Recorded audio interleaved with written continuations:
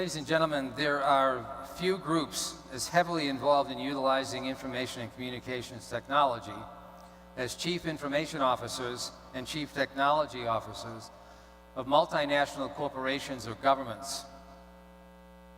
The decisions they make on a daily basis can determine the success or failure of an enterprise or services to citizens. It is fitting, therefore, for the ICT industry to understand what the CIOs and CTOs' perspectives are on us, the industry, and their perspectives on other important related topics.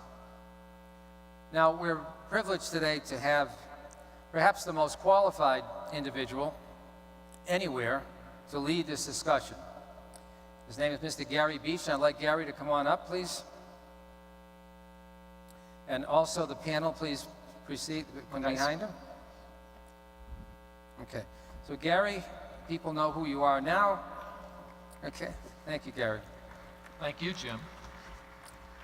Gary is the publisher emeritus for CIO magazine. During his 27-year career, he was primarily responsible for developing the magazine's business and technology coverage. For 5 years, he also wrote technology commentary for National Public Radio, All Things Considered, Morning Edition, and he's had over 10 years on CNBC Squawk Box, Closing Bell, and programs where he spoke about technology and investment trends. He's the author of a best-selling book, The U.S. Technology Skills Gap, and is currently a guest columnist for the Wall Street Journal, where he writes about technology talent. Gary will be joined by a senior group of multinational corporation CIOs and government CTOs. Gary Beach, welcome. Thank you. Thank you, James. Wasn't that a great presentation by Gabriela? We were backstage. I'm going, here we are at a leading-edge technology conference. When was glass invented? It was 5,600 years ago. It was quite interesting. So, buenos dias, amigas and amigos. Welcome to a historic panel at the World Congress on IT. And I'll mention in a moment why it's historic. In the audience, as we all know, ICT being the industry of suppliers and government and academia and NGOs, it also includes something that's very, very important, that's customers. And you, as CIOs, each of you, are at the pinnacle of that customer pyramid. The bottom line, there wouldn't be an ICT industry without CIOs. It's historic in that this is the 19th World Congress on IT. And while there have been CIOs on stage before, there's never been an assemblage, thanks largely to the vision of Jim Poisson, to bring CIOs up here on front stage and share with the audience, what are your expectations of the ICT industry as we move forward into the future. So what I'd like to do first is introduce briefly my panelists. Their well-documented CVs are up on WCIT.org, 14.org. To my right, I am glad to welcome Bill Martin. Bill is the Chief Information Officer for Royal Caribbean Cruises. He has 41, they don't call them boats, they're vessels, that when they're fully packed on any given day, Bill is serving 98,500 people. As they say, a car is basically a computer on wheels. Those vessels are basically computers just with, and data centers and all the other things with halls around them. But thank you, Bill, for joining us. Next to Bill, we have Nuria Vila, who is the CIO for the Inter-American Development Bank in Washington, D.C. She took this post relatively recently in May of 2014. She's had a wide career, distinguished posts in many companies, including Cargill and the European Aeronautics, Defense, and Space Corporation. Nuria, thank you for joining us. Next to Nuria, we have a good friend of mine, Larry Quinlan. I kid Larry saying if they ever did a GQ magazine for CIOs, he'd be on the cover of the first issue. But Larry is the Chief Information Officer for Deloitte, let me get this right, LLP. And Larry's been there at that post for 26 years. He's responsible for all things technology at Deloitte, serving 200,000 people, I believe, in 150 countries around the world. He's won numerous awards, including when I was at CIO Magazine in 2012, the prestigious CIO 100 Award. And certainly last but not least, we have Víctor Lagunes. Víctor is the CIO for the Republic of Mexico. A very, very important job. Reports directly into the Office of the President. He's responsible, I'll just write this down here, for all the integrity of all systems, applications, and telecommunications throughout the state of Mexico. And I was sharing with him backstage, Víctor, if the lights go down or the internet goes out during the panel session, we all know who we can call to. So thank you for joining us, Víctor. It's a pleasure and an honor to have you with us. So to set the stage, WCIT is an organization that was founded in the 1980s. And its guiding principle is to fulfill the promise of the digital age. And here at the World Congress, that's been greatly hosted by the state of Jalisco over the last couple of days, the focus of this conference is to build the digital age together. So what we're going to do today, for the audience, is I'm going to ask the panelists to share with you their perspective of the industry. We're going to kind of benchmark numerically where we are in fulfilling that promise. I'm going to ask them each to talk about, you hear a lot about it these days, the digital transformation of organizations and governments and services industries and banks and what have you. What does it mean to be digital? And what does that mean for you in the ICT industry and dealing with CIOs that are moving the digital path? Depending on time, we're going to go a flyover, if you will, of some of the key pillars of a digital organization. The normal suspects, cloud, big data, analytics. We talked on stage here yesterday a lot about information and infrastructure security. A favorite of mine, and if you can see, we can't see it because I don't want you to crane your neck and break your neck and get off stage. The world is spinning behind us. I love it. This is flat. It looks like 3D. There's the lights.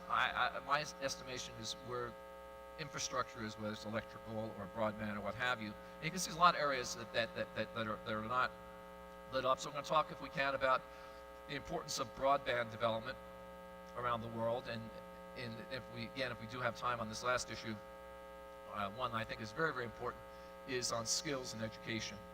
What is the responsibility of the ICT industry to work in the academic side to produce the workers that you need at either Royal Caribbean or the bank or Deloitte or here the state of Mexico.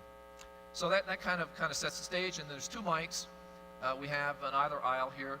I'll try with 5 minutes to go to where we're at to have someone, if you wanted to ask a question of our panelists, and go from there. So anyway, let's get to fulfilling the digital promise. I would strongly encourage all of you in the audience, I think about a half hour after we leave, on stage, although we might think we're rock stars, a real rock star is coming on stage, and his name is Robert Kahn.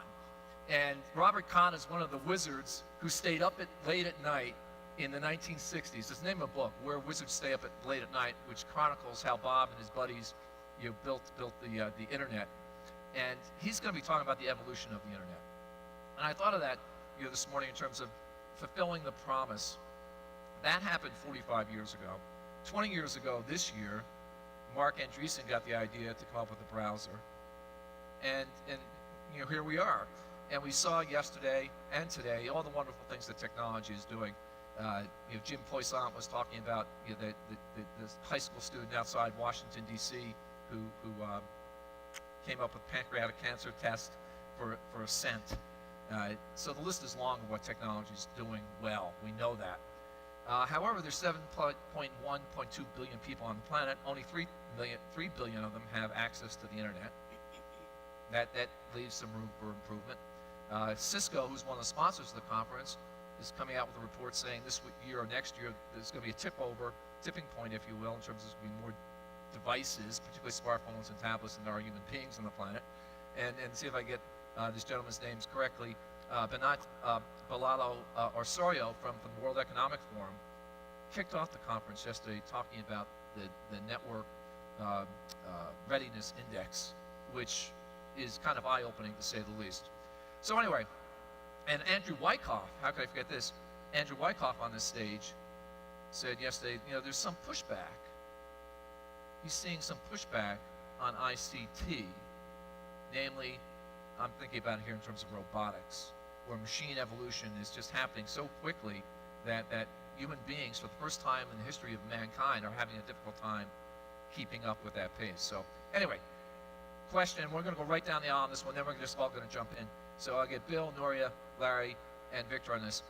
I've asked them each to measure from 0 to 10 where the ICT industry is on fulfilling the digital promise. Bill, you go. Okay, thank you, Gary. Hello, everyone. I think in thinking about this and thinking it through, I would rate globally probably about a 6 or a 7. But it really depends on where you're located. And I watched a presentation earlier today, and I don't recall the lady's name that said it, but Mexico is number 2 in something, but they're number 20 in the number of people that access the internet. That creates challenges. And if you'll pardon the pun, the digital transformation starts when people get on board. When they can get on the internet, when they can get access to the digital world and all of the things that come with that, whether they be education, entertainment, learning, just things about the places where we go on cruises. That is incredibly empowering. You mentioned the 14-year-old boy who found this thing that cost 3 cents to do. It's giving people access to the global information age is crucial. And in our own scenario with us at Royal Caribbean, we realized that this was going to start affecting our business a few years ago. In what way? That the millennials, as they were coming out and going on cruises with their parents, one of the first things that my kids, I have 4, ask when we get ready to go on a vacation is, will there be internet access? Will I be able to get online? And it became very apparent to us. So in 1 week from yesterday, we will have the first ship on what is considered to be fiber from the sky like satellite service. Satellite service to date has been compared to, measured in kilobits per second. This service is going to be measured in near gigabit per second speeds with very extreme low latency because of the way that the satellites are configured. And what's interesting for this audience is not that we're tapped into that company, that we're not the reason that that company exists. The name of the company is O3B, and it's an acronym that stands for the other 3 billion people on the planet that don't have access to high-speed internet. That's their mission. And their satellites are up. They went up in July. And countries from the Cook Islands to East Timor to the Congo, the Democratic Republic of Congo, are all engaged in using this same service. And I think it's going to do wonders for the societies that can tap into getting people on the internet. And it's been a common theme both yesterday and even this morning of people talking about the right to be on the internet. And I'm glad to hear that Mexico's position now is that So it is a right. you're saying it's a 7 or 8 globally on fulfilling the promise? 6 or 7 6 or 7 globally, okay. yeah, Good. depending on where you're at. Great. Nuria, what's your number? Well, if you had asked me 5 months ago, I would have said, like him, a 6 or 7, because maybe I'm privileged, but working in Europe and US, I work in food manufacturing or aerospace. But 5 months ago, when I started to come to terms with the reality of Latin America, my bank is not the mission Excuse of me, my Nuria, bank can you is guys the hear Nuria? development. You can? Can you hear? Okay, good. I'm sorry, I'm It's having a okay? difficult time. That's Thank fine. you. The mission is the development of the Latin American and Caribbean countries. So when I started to read and documents, to listen to my colleagues trying to understand the situation, first I got quite optimistic also because I saw the many projects that the bank supports in cooperation with the governments, in cooperation with the private sector. But as I went deeper into the information and I started to find out that in Latin America, with a population, if I'm not mistaken, of 600 million people, 80 are still in poverty. And I saw also the readiness index on information technology. I realized that I had a bit of a biased view on the world. So looking at that, I would say with all that optimism that I had, now I could go down maybe to 4 or 5, because there is still a lot of people left behind. And particularly to people like indigenous groups or children or women. So I think that particularly Latin America, the last 10 years has done a lot, and people has to celebrate and have improved the access to internet, the infrastructure. But there is more to be done, because the impact on productivity, and we will talk about that a bit later if it's okay with you, is still not where we would like to see it. So there is a lot to be done. We're going to talk about that. Great. We have a running average, Lara, of 5 to 6. So I just averaged. It'll be a little more difficult when I have to do 3 components now, but Bill and Nuria's was easy. So what's your take? Where's the industry? You have a catbird seated at Deloitte looking at things all around the world. I think I'm in the 5 to 6 range, and it's a great topic for my first visit to Guadalajara, so it's great to be here. There are a number of issues that I focus on. The first is security. And I'm very worried about the ability of the industry to solve the security issues we see in the short term, and I think that creates a bit of a crisis for us that's going to get worse before it gets better. The second is regulatory.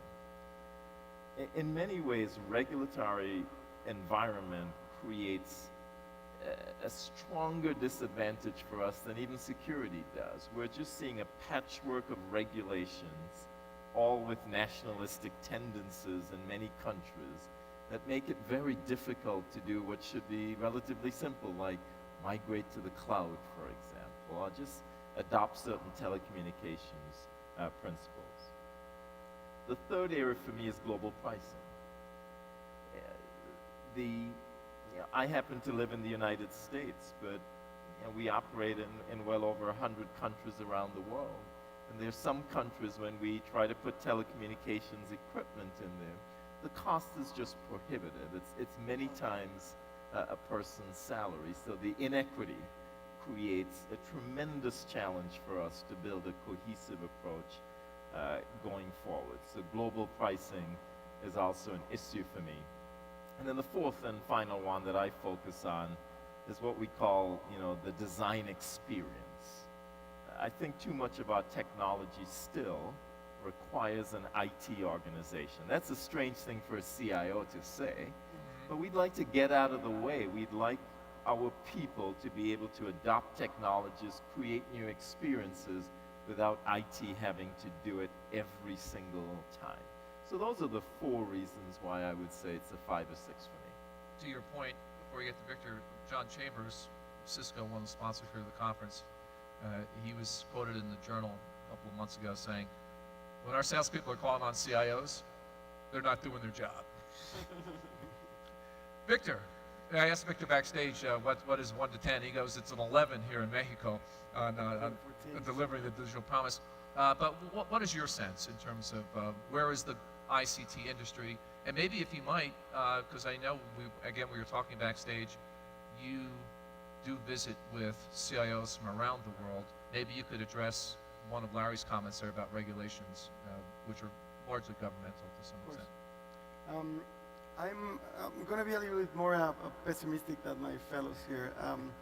And based on some factors, I do believe we're at around 5, and I call it a flat 5. The reason why is I do believe we're kind of in the middle there. We're understanding the value that ICT delivers more on the social aspect rather than an economic development one. They can be tied together, but also we're realizing that there are certain aspects that we need to address without the economic value-added creation there. I believe we're at a pinnacle, a really interesting point in time where technology is growing at a pace that will completely amaze us, and it continue to amaze us throughout time. I mean, we're looking at, solving food scarcity issues, healthcare issues, water supply, energy in a different way. It's in understanding how to use the technology to drive social value, in which I believe we can actually start increasing that number closer to that 10. Within Mexico, still we have half the country is not connected, around 50%. Although we have 105, 110 million cellular phones out of 117 population. So that gives us a very interesting ecosystem for growth and for areas of opportunity. Our network readiness index at a Latin American scale is actually quite healthy, but comparison to other OECD countries, we're lagging behind. So we need to put a lot of effort into bridging that digital divide, connecting people, but thinking that as in a way that will drive social value. And when you and your fellow country CIOs get together, do you talk about the regulations that Yeah, because a bit is, you were telling the story, I was backstage. I went to Canada for a day last year, and I came home with a $2,500 phone bill, and simply because Rogers charges more per bits over there to send it over here than AT&T. But is this a concern issue point when you guys get together? In the regulatory space, I think we're making inroads around, the telecom reform was signed, some months ago. It has embedded some new mechanisms as to, as far as competition, and also as far as bridging that digital divide that we Mexicans need. So it's going to create a new ecosystem of competitiveness within the ISP and the telecom industry within Mexico that we're so excited to really start getting the value out of it. Well, I appreciate your comment on that. For the curious in the audience, really kind of unscientific, but I think the number is absolutely right on the mark. It's 5.7. And to me, I'm a baseball fan. If your team plays 570, you're in the playoffs. If you're a football team playing 570, you're in the playoffs. So the ICT industry is in the playoffs. We're going to try to push it in the next couple of years, with a very aggressive plan by WCIT and WCIT, to get it up to that 6.7. But thank you. I didn't know how that was going to go. That worked out well. Larry, let me start with you on this. The concept of the digital transformation. All the media is talking about it. In terms of, you could say literally that this happened back in the 50s when mainframe started spewing out bits and what have you, but it's accelerated tremendously in the last 14 years. What does it mean to be, I'd like to get everybody's opinion on this, what does it mean to be a digital organization? And more importantly, what does it mean to the people in the audience who are trying to sell to you, who are trying to prepare workers who are come and work at Deloitte? What does it mean to be digital? And take a crack at that. I don't know if I know what it means. I think... So you think it's a hype word by the industry? Well, I think I know it when I see it. Yeah. But it's tough to have a definition. I can tell you what it doesn't mean. What doesn't it mean? It doesn't mean that we're going to print any less. That I figured out. That the more digital we get, the more we seem to print. Yeah, there's so no more. I figured that out. But I think there's some concepts that I'm observing as we go through this transition to digital, which I think never finishes. So I don't even know if I call it a transfer. It's a journey. We're on a digital journey. Mm-hmm. And there are a number of concepts that I think that are important. So there's the concept of being more real time. And in order to be more real time, it starts at the very infrastructure of the organization all the way through the applications. And it's a relentless, thoughtful approach to being more real time. Having your infrastructure be much more agile, having your IT organization processes change, having your financial systems become much more real time. For me, that is one manifestation of the digital age. The second, and I'll stop at this and leave it for others, is the whole area of collaboration. The ability to collaborate electronically, digitally. If you're in a world like mine, you travel all of the time. We have people who show up in our offices one day a month. For me, I'm on the road every single day. I could hit 2 continents in the same week on a normal week. The ability to collaborate as if you were there is something that is big on our journey to digital, and doing it in a mobile way with whatever technology you have, whether it's a PDA or a tablet or a laptop. You can't do it that well on the phone. I think we're writing off the phone pretty much for collaboration, except when you talk to someone. But those are 2 big manifestations that I would focus If on. I might just follow up, the importance of face-to-face still in a digital organization is, you still put value on that. Face-to-face, I can't stress how important it is. You know, some people think of digital as what I call the big dumpster in the sky. Let's put up a big database and just throw everything in there. Or let's just put up everything we know and let people go in there and find it. I'm in the people business. The collaboration and the technology is all about refining the audience so that you talk to the right people. But at the end of the day, if you're not talking to the people, you're misusing the technology in my mind.